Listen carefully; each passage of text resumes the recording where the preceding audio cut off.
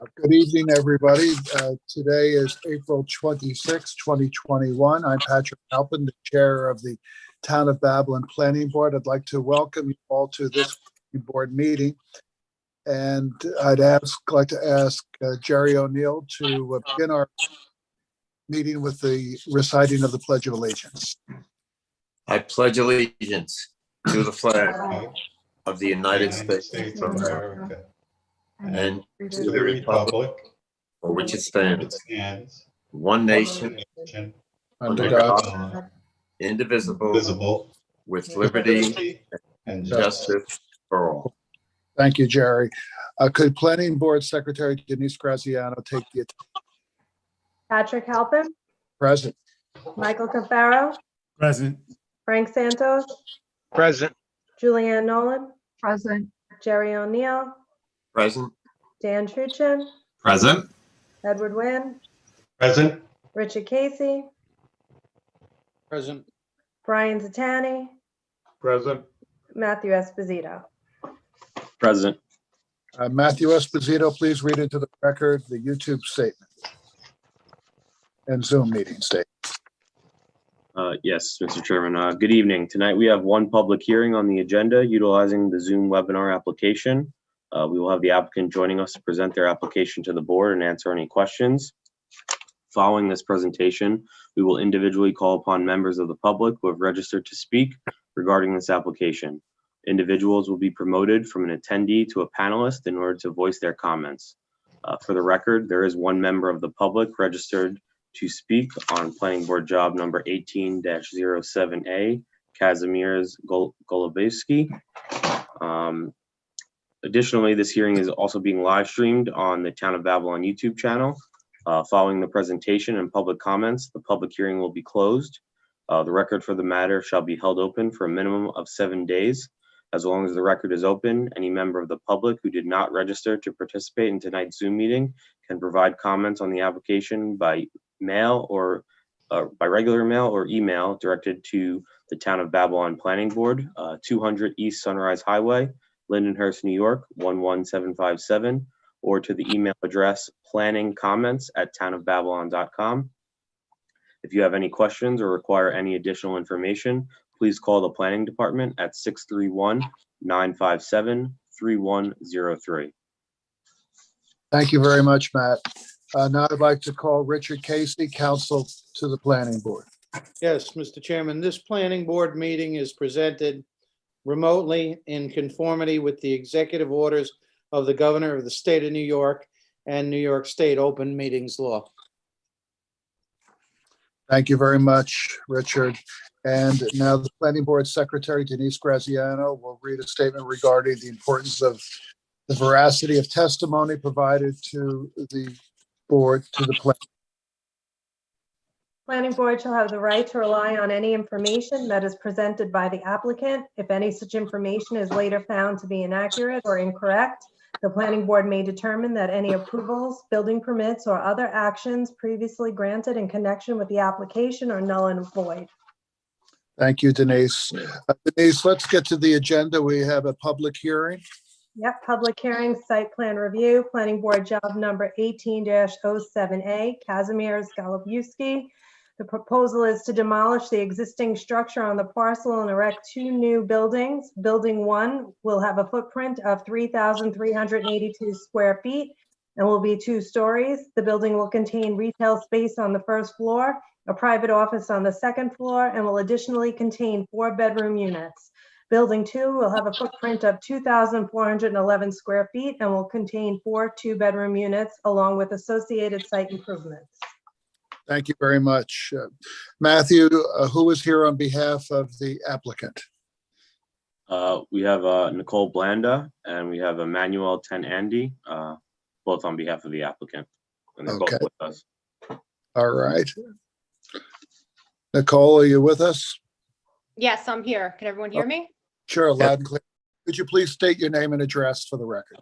Sure. Good evening, Mr. Chairman, members of the board. For the record, Nicole Blanda. I'm an attorney at Bizzell, Blanda, and Visconti with offices at 535 Broad Hollow Road in Melville. Thank you. Have you had the opportunity to review the Commissioner of Planning's memorandum regarding this application?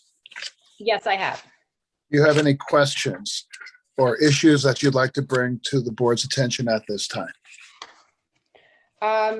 No, other than there is a notation that there are some further revisions required, and we are aware of that, and we do plan on following up with the proper departments regarding those issues.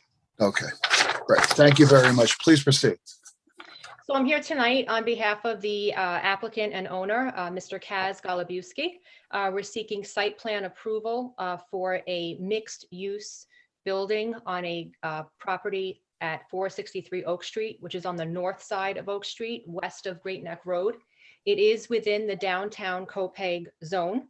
It has a lot area of 20,267 square feet, which I just want to note is 5 times what is required.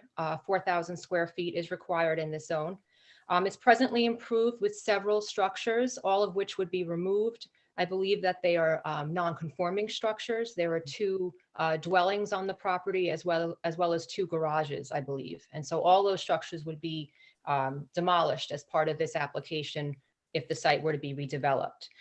We have just shy of 100 feet of frontage on this site, which exceeds the requirement by more than double. In this zone, you are required to have 40 feet of frontage. Great. We have the aerial up so the board can see the site that we're talking about. Give us all a moment so that we Sure. can adjust our screens accordingly. Okay, go ahead.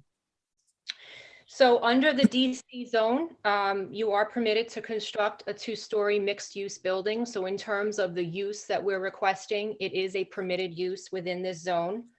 I think it's also important to note that in this zone, you are permitted to have a density ratio of 35 units an acre. Here, because we have just over 20,000 square feet, that's the equivalent of just shy of half an acre. That would allow us a density of approximately 17 units, but we're not seeking that here. The present application that's before the board, the applicant is seeking 9 apartments, possibly 8, and that's one of the changes that I'm going to discuss with the board later. And then there's a mixed use component. So Mr. Esposito, if we could show the board the site plan as I talk them through it, I think that would be helpful.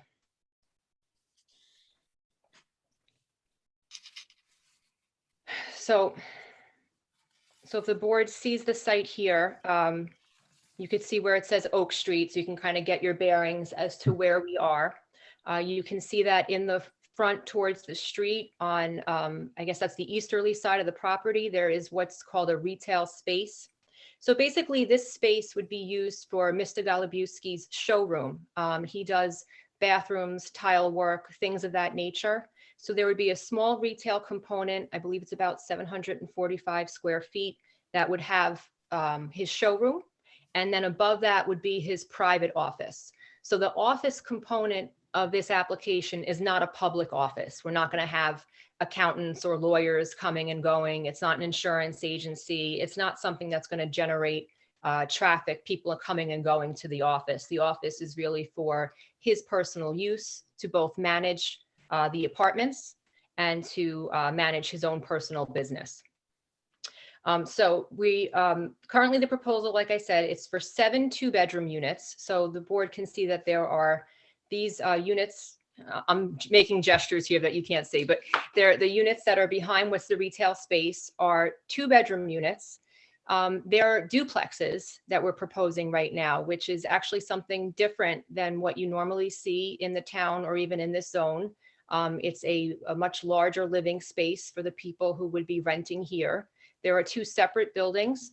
So where Mr. Esposito has his arrow right now, there's sort of an opening in the middle, and that's where the refuse would be, and also the turning lane for any fire trucks, emergency vehicles.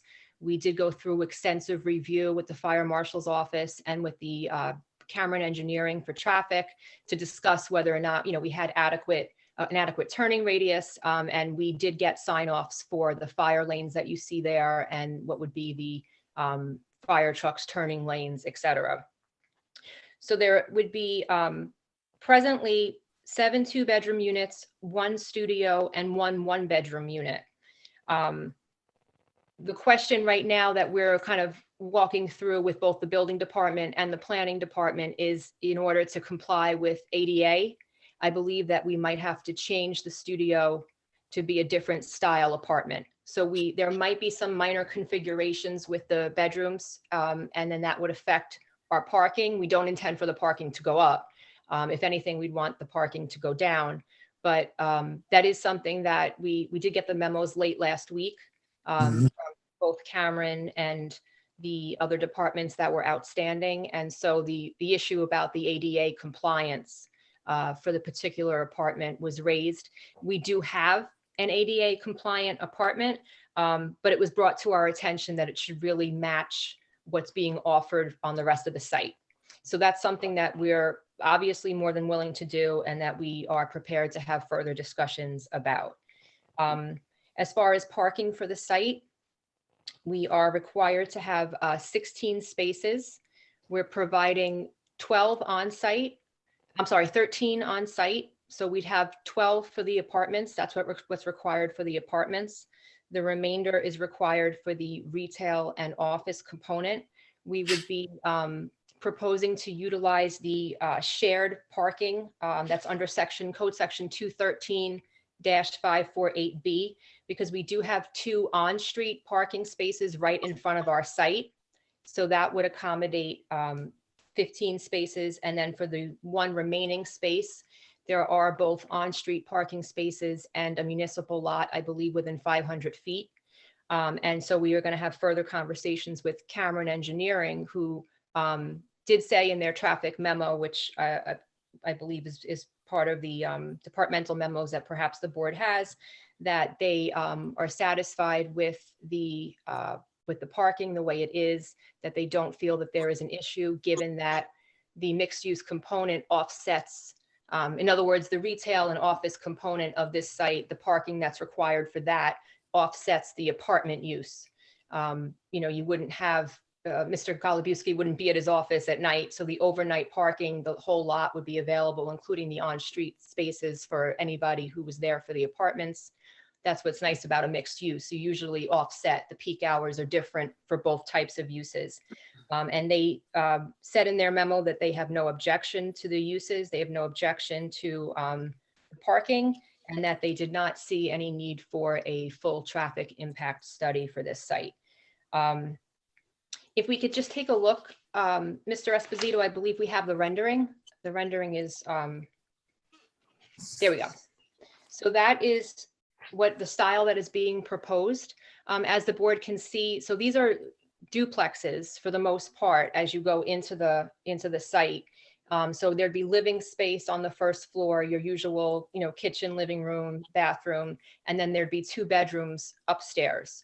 So it's similar in style, I guess, to a townhome or, a duplex condominium, but these would be for rent. So it is giving people, a larger living area and really a different type of apartment from what we normally see, particularly in this downtown area.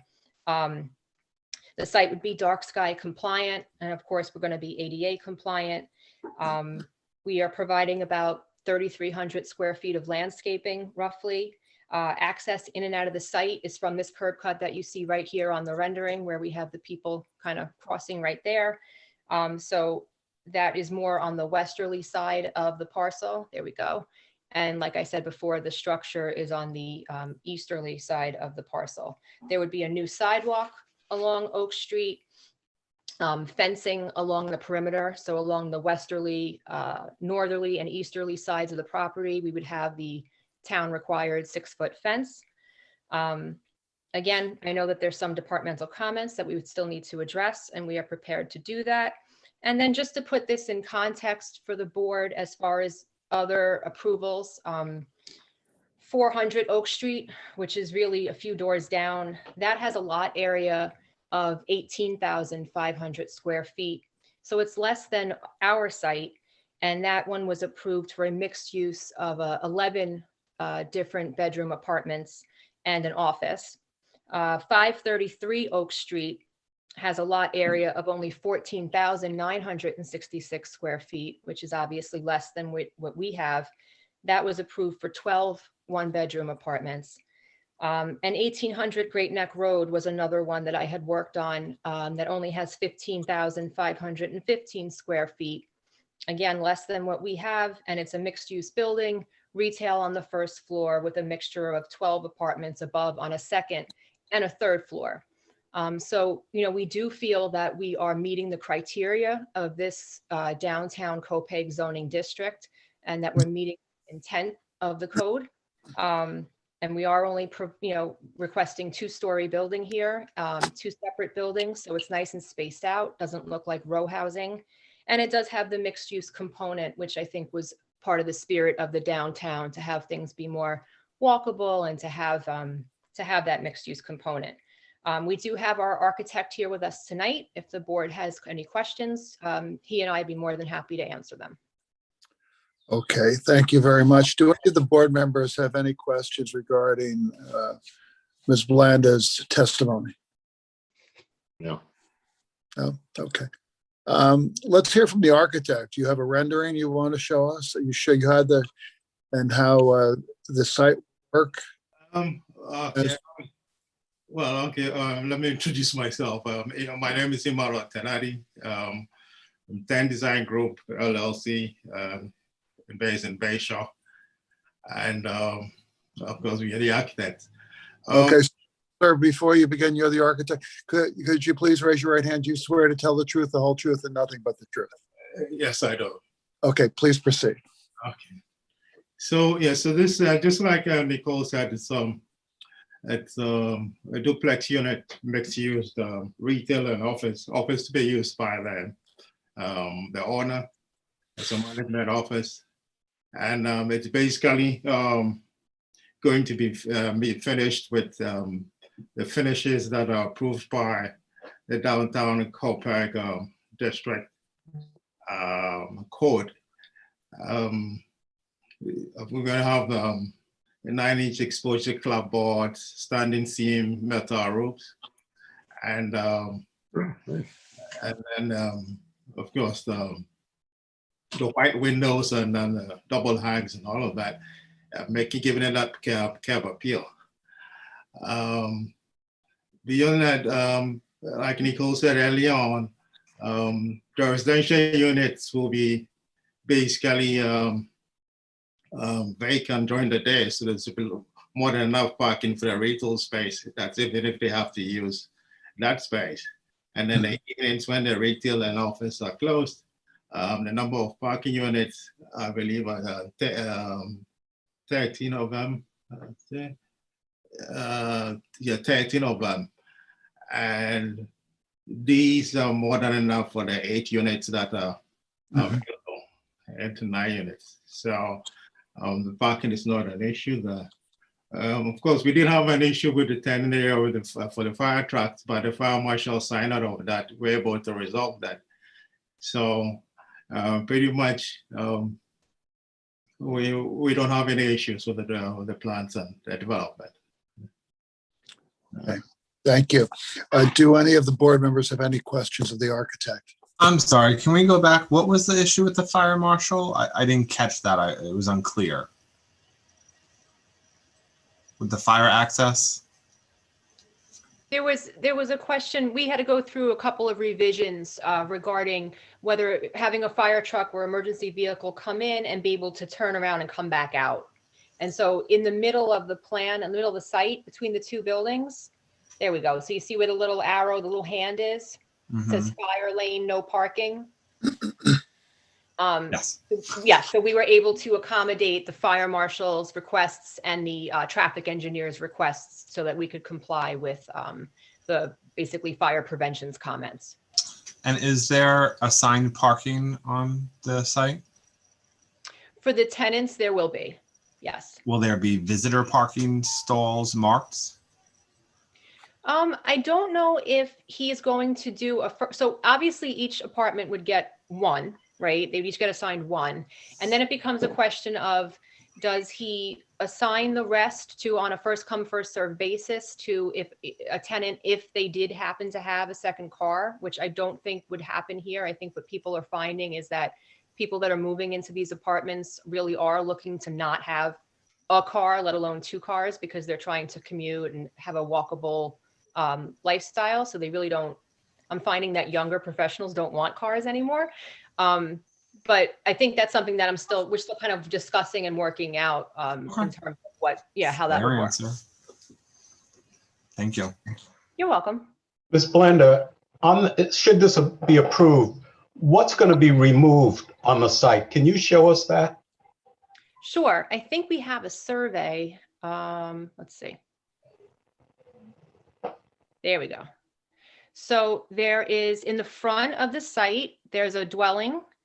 Next to that is a masonry building that was used for storage. Then behind the dwelling in the front, there's a small garage. And then in the back, there was a second non-conforming dwelling with, I believe, another frame garage. So all of those structures would be removed as part of this application. Will be removed. Okay. Yes. Good. Good. Okay, can you see that, Ed? Yeah. Now Yeah. From Google Maps, yeah. Okay. Good. Ms. Blanda, for the showroom, are there going to be employees there? I believe it's purely for Mr. Golubuski's use. If he has a client that wants to come and see a particular style of a bathroom or particular tile work, mosaic work, that sort of thing, it would be, by appointment, and he would show, his samples at the site. And has he taken into consideration the customers coming to look in the showroom for parking availability for them? Yes, so there are other on-street parking spaces along Great Neck Road, as well as some on Oak Street. The two in front would really be marked. I mean, we can't mark them, obviously, but what we're asking for is to have credit for the two on-street spaces that are in front of our site. Those are the two that we would anticipate being used for the showroom. Ms. Blanda, I'm just curious, are the two affordable units going to remain adjacent to one another? I don't believe they have to be. I think right now we're showing, is that what we're showing? Are they adjacent? Exactly. Are you asking them not to be? Well, it's come to my attention that they're probably not supposed to be. I don't know if Yeah. that's the case or not. We'll take a look at that. Matt, do you know off the top of your head if we're supposed to have them separated? I honestly can't recall. I believe, as per the covenant, that the units are to be evenly spaced throughout the development. So I believe that may be one of the outstanding comments that is under Sure. review, but I can pass that along to Brian and to take a look at as well. Yeah, I mean, there's no difference in space, just so the board understands. I mean, as you can see, they're each 1,204 square feet. So I don't see a problem in spacing them. It was probably just inadvertent. It's Dan Trushin, and I have another question. You might not know this, are the units going to be powered for heating and whatnot through gas or electric, or are they aware what they're doing yet? And if so, do they know where they're placing all the meters? So I believe it's gas. Okay. And I would defer to Emmanuel on where they'd be putting the meters. So the meters are in the basement of underneath the retail unit. We have a meter room underneath the retail unit. So the retail space, you can access the basement from the foyer behind the retail space at the front. Yes, so you can access the basement from the stairs down there, and underneath there you have all the meters, gas and electric meters. Is this, I have a question. Is this basement a common area basement, or does? No, it's not a common area basement. Each tenant has their own basement? It's just for Just utility? yes, just for the meter room and then the housekeeping. Okay. All right, while I have you, this is Jerry O'Neill. Was any thought, I hate to show this at the, to use the word row, but was there any thought to taking the back building and having it go east and west so there was more open interior space on the site? And I guess the question is, would it fit? I don't have the dimensions of the each of the units. You've got a width of almost 100 feet back there. Was it ever considered, or do you think that'd be a possibility to change the? Say it again. I didn't get it. Okay, to take the back building, the 4-unit building, and turning it 90 degrees so it would run east and west across the back. Yeah, we tried that, but we didn't weren't able to fit enough parking. Oh, Yeah, so this is the best fit. Yeah. okay, just a thought. Thank you. Yeah. So, sorry, I have another question about the utility room. So the utility room is going to be based in the basement of the first building by the retail store. Then there's going to be a break in the buildings, which is open space, street level, for where the refuse enclosure is going to go. And then the utilities, the pipes are going to run underneath that into the other building to provide access to the equipment that's in the second building behind it.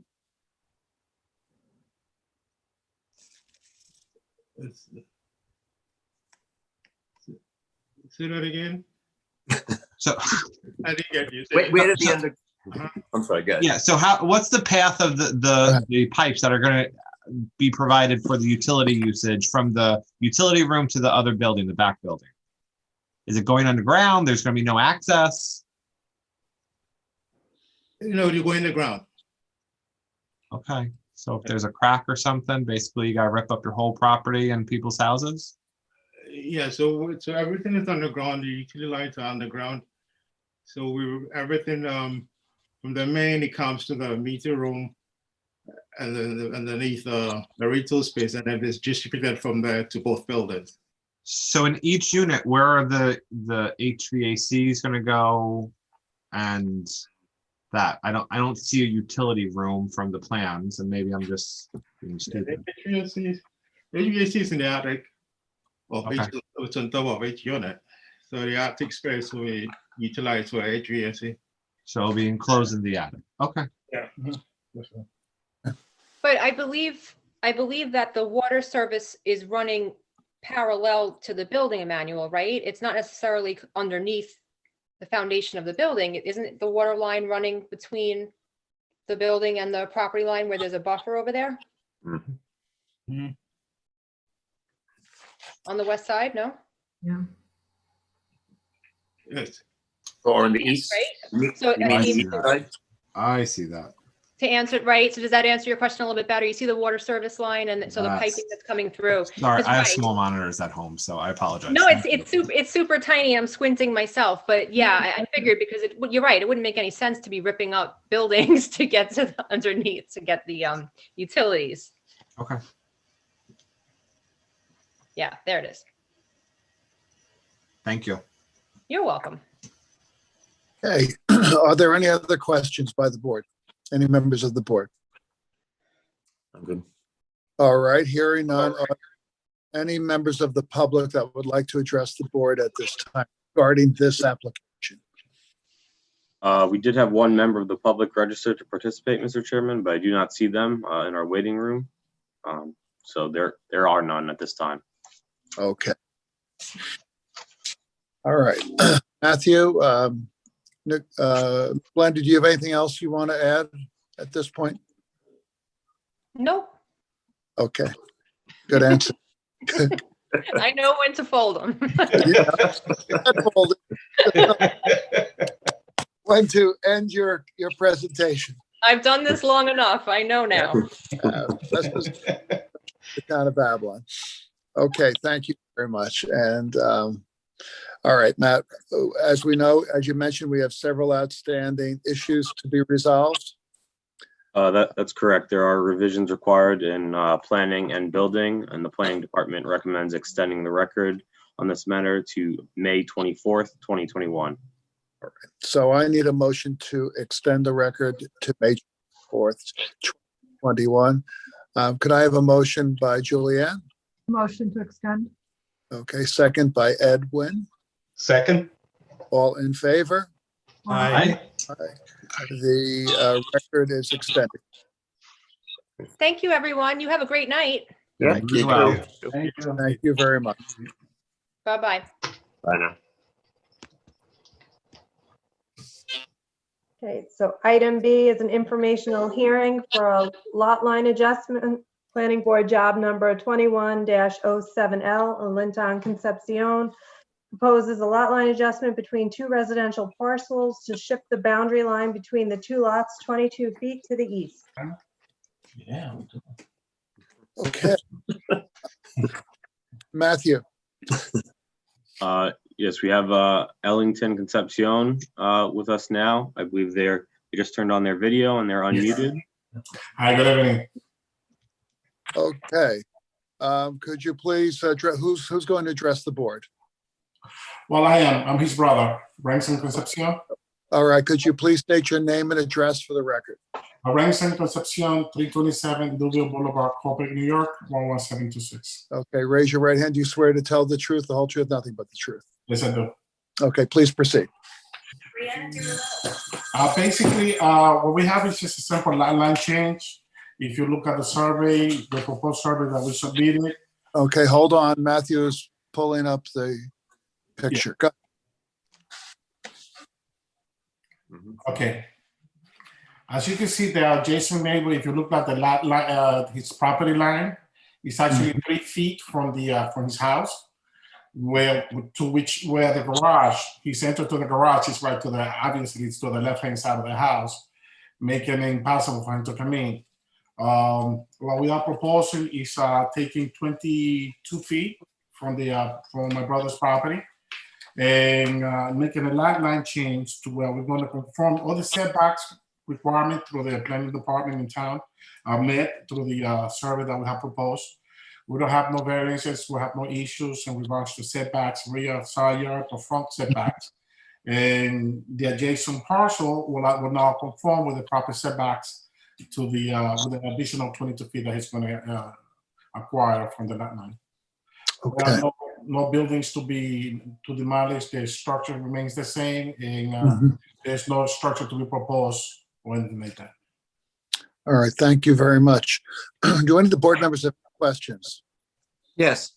Jerry? The house at number 140, was that an existing structure that had a 3-foot setback? Yes. Wow. Yeah. Okay, so your change makes sense. We're trying to be neighborly. Yes, that's good. Are there any other questions by board members? Any So board member? both of you brothers own these two parcels? No, he's my brother, his neighbor, but I'm speaking on his behalf because I've done this quite a few times, so he hasn't. Okay, that's fine. But these are owned within the same family is my question. Well, within, we're friends. Almost family, you could say. Okay, hold on. Could you repeat that? We are friends. They're our neighbor from next door. We know each other for a very long time. Oh, okay. Oh, yeah, but obviously they agree with this change. Yes, of course. Everything has been done. All the paperwork for the building department applications were made by both parties. Of course. Okay. Are there any other questions? No?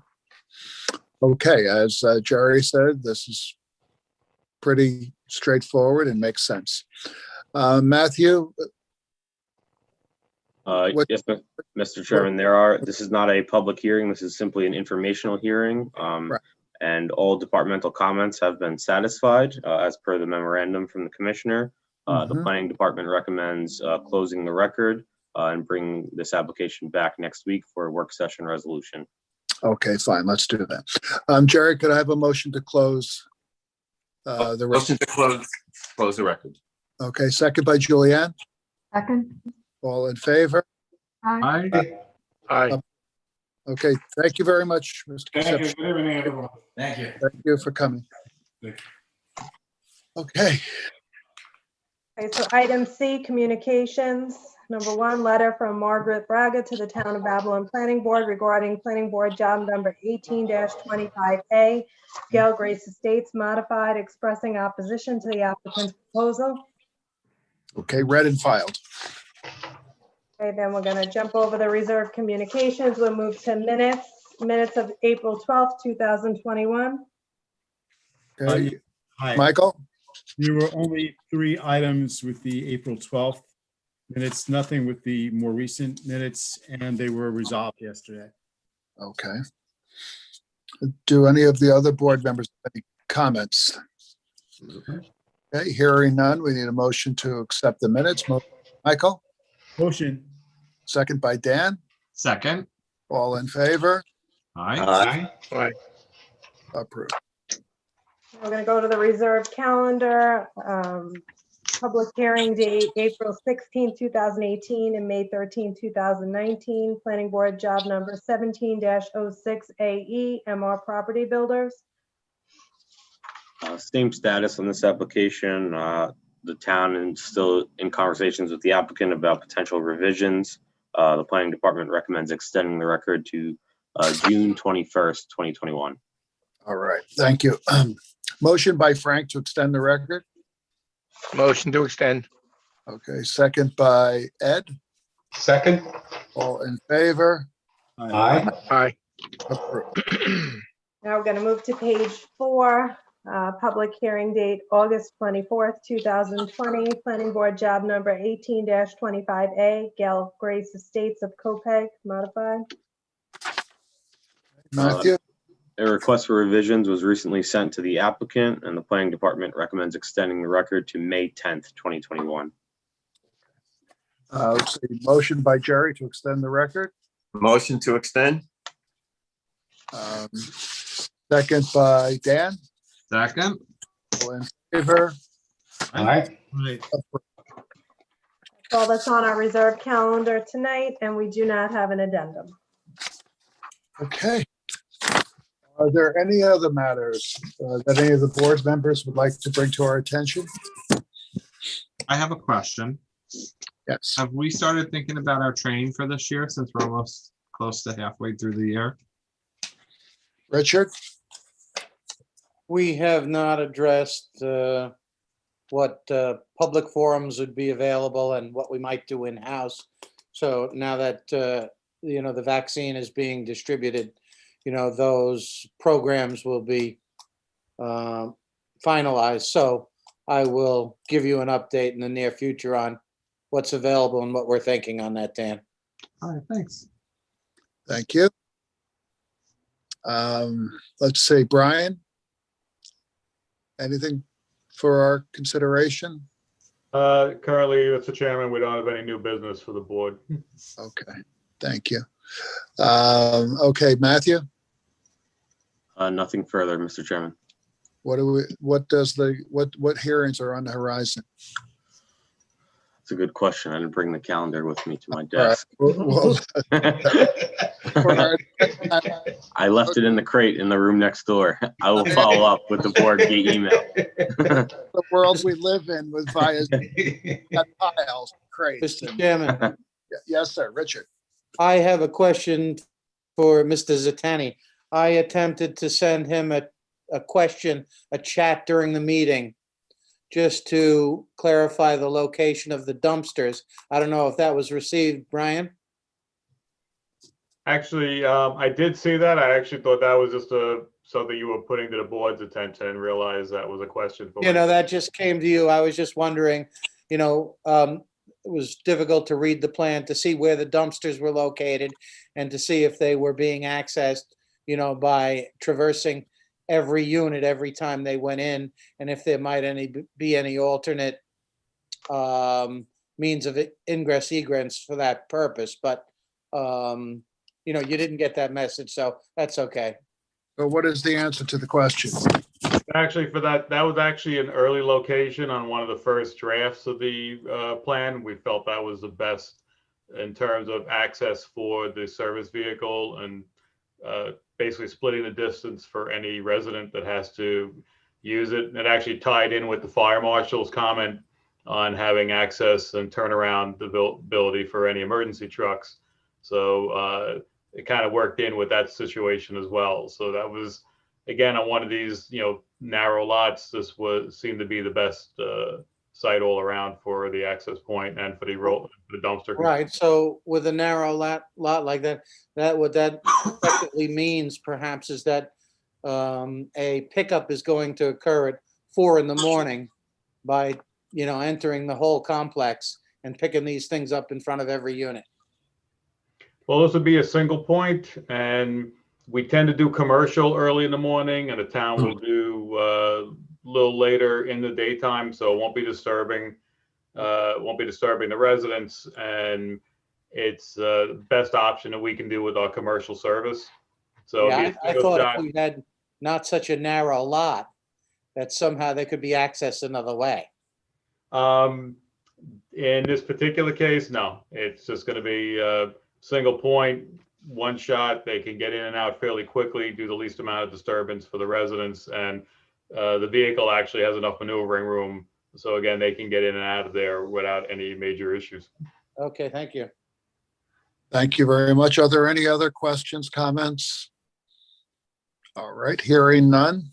Why don't we adjourn the meeting? Julianne? The meeting is adjourned 7:45 p.m. Okay. Let's see, second, Dan? Second. Okay.